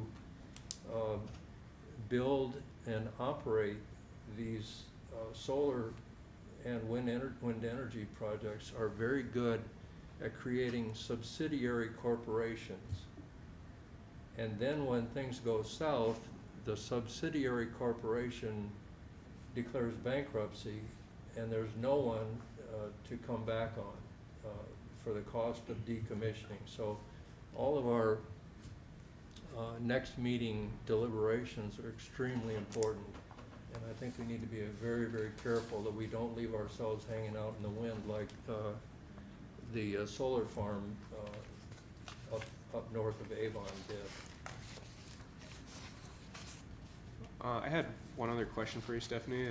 I don't know if you know the answer, but like on these solar utility-sized projects, what is like the smallest scale project that someone like Basin would consider actually purchasing all the power from? Like this one out in Pennington County is 100 and some megawatts. What is like the smallest megawatt size that they would actually engage with somebody on to?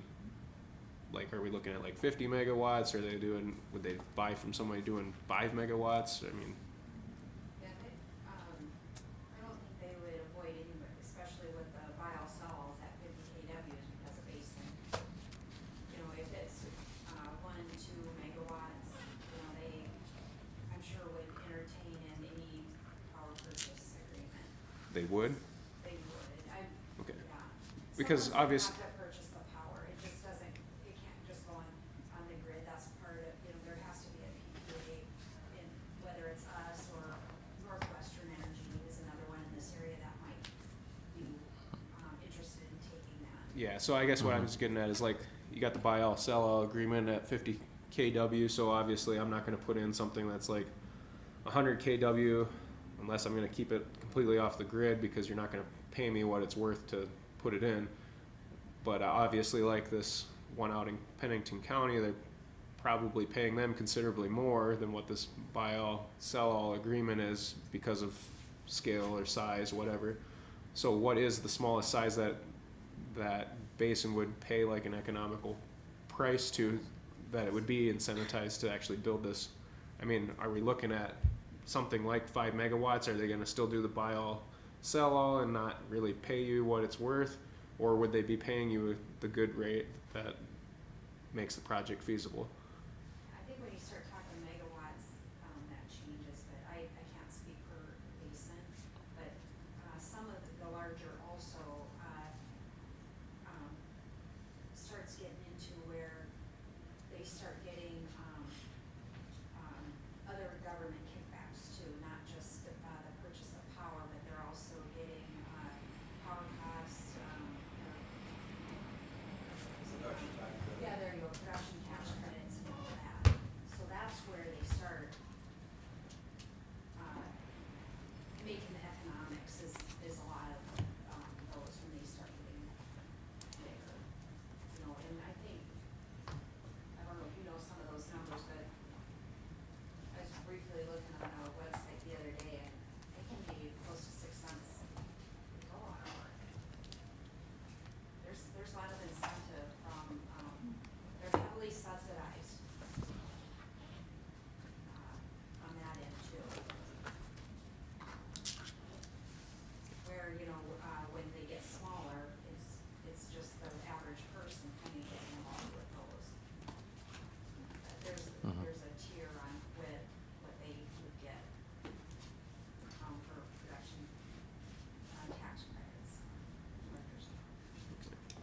So you're basically saying that a lot of these projects size so that they can maximize those credits to make it economical, so that's probably where the cutoff point is.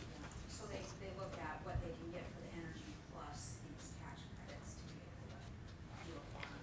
But you don't know what the cutoff is for you guys, where you start actually paying an economical rate. Where, yeah, we're basing what, yeah, cause each one is a negotiated thing, so it'd be different, but I could get a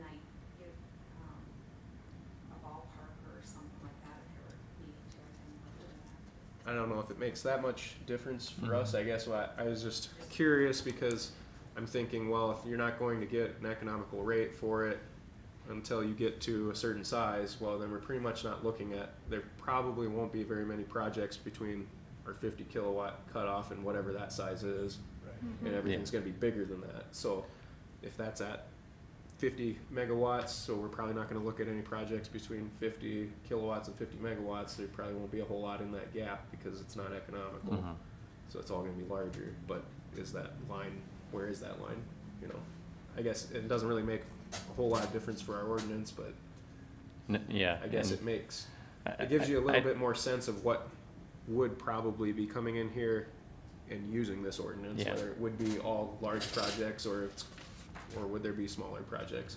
Well, I think the one thing is like you know, in our previous meeting, we made that cutoff at 50 kilowatts, and it seems to really align up with everything here, saying, you know, everything above that is a buy all, sell all, so that really makes a lot of sense that our 50 kilowatt line makes a lot of sense. Everything above that is, you're just now considered, you know, a generation facility type thing, and anything below that is more of a direct use and small scale, so. Right, and where that upper limit that I'm trying to figure out is, if that's at 20 megawatts, well, that's a considerably smaller size project than 100 megawatts. So then, when you're looking at setbacks and whether it can go in commercial district or any of that, well, if really 99% of the time our ordinance with all these setbacks and everything is only gonna be addressing a 1,000-acre farm, well, it makes a lot more sense to have larger setbacks and other things, whereas if that economical line is much lower, well, then maybe you'll have smaller projects, and then Maybe we our need setbacks are too large. maybe there's too large, or we need some kind of graduated scale or something. Yeah. Yeah, very good point, yeah. So Stephanie, you mentioned production tax credits that go to the company that, the solar energy company, like the one, like Wild Rose, for example. Those are coming from the federal government, right? Are they established in law someplace, what those production tax credits would be? We're looking at the EPA site right now, and some of that is lined out on the EPA site, so. Okay. Yeah, I think if you Google Biden solar, you're gonna find that kind of information. Right.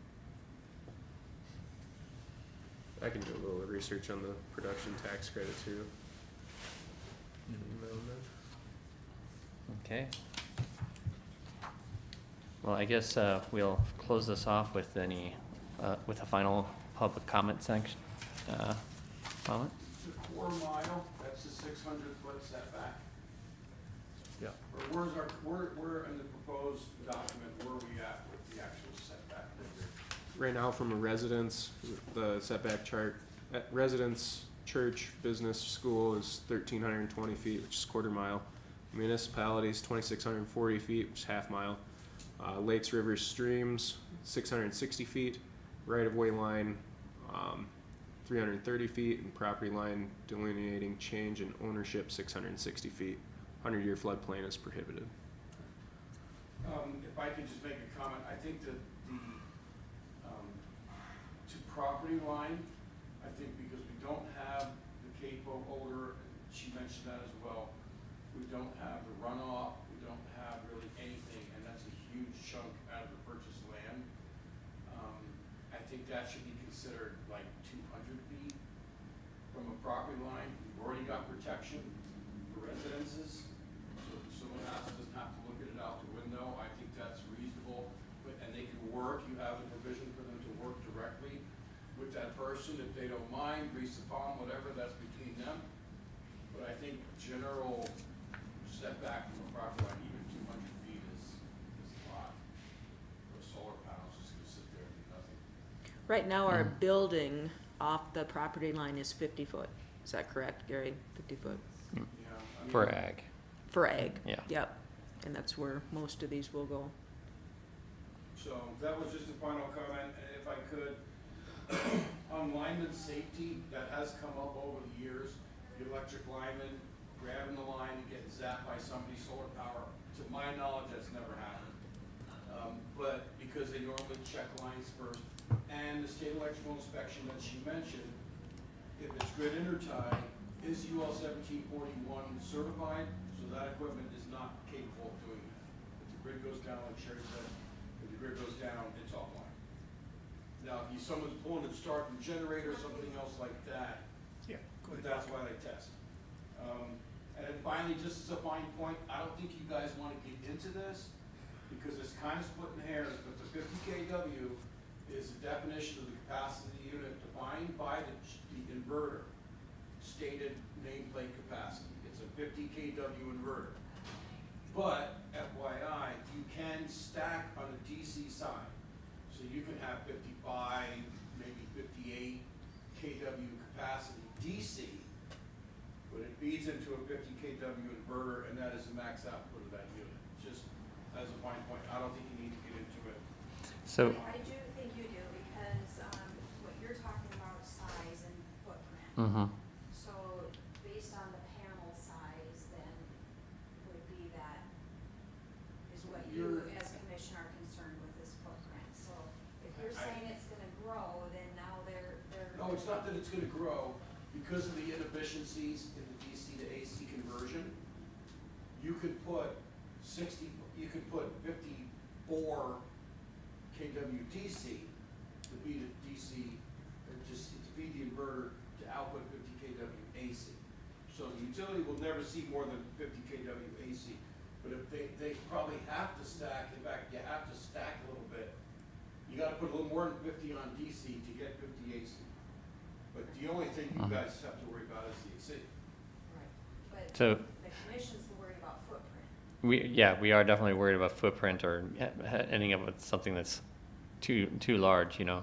I think, you know, you're talking just sizing a system maybe 10% larger. Yeah. That's probably not as big of a concern as, you know, someone who decides to try to stack 200 kilowatts of DC in it. Well, I believe the, Right, and well, put a that would 50 overload, that would Yeah. burn up your inverter, Yeah. and that would clearly, anything over 50 kW is the cap or 49. But there are no, if you say less than 50 kW, essentially you're saying like 45, because there's no 49.9 inverters. You're either 50 kW or, you know, 220s and a 5 or something. There's no, there might be 45s out there. I've got a 36 going in, sometimes use oddball stuff. But So when BY looks at the size here of 50 kW, are they looking at the inverter then, output of the inverter, or how do they? PUC looks at the inverter nameplate. Inverter, okay, all right, that's the only way I ever seen it. all right, I was just making sure, yeah. Okay. Well, if there's no further, I entertain a motion to adjourn. I so move. Second. All in favor, say aye. Aye. Opposed? None? And we are adjourned.